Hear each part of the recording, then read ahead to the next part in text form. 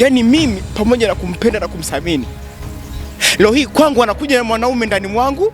Pole sana babangu, sikuwa natambua yote hayo. Lakini kikubwa kilichofanya mimi nikutafute, ninatamani kumuona mtoto wangu.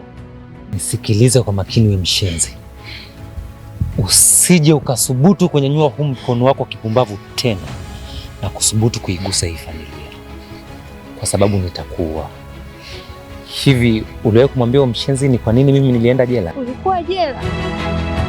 Tangu nimekuchukua umekuwa ni mtu wa kunikalia kimya tu, hutaki kuongea na mimi.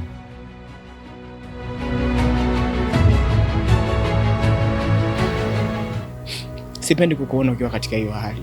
Napenda mama yangu uwe na furaha. Yaani sasa mwanangu, yale maisha ya kuhangaika, ya kuombaomba, ya kutangatanga, sasa bye bye yamekwisha. Basi usijali, jisikie kama tatizo lako limeisha.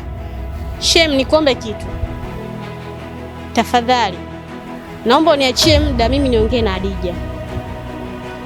Hadija ni mdogo wangu mimi.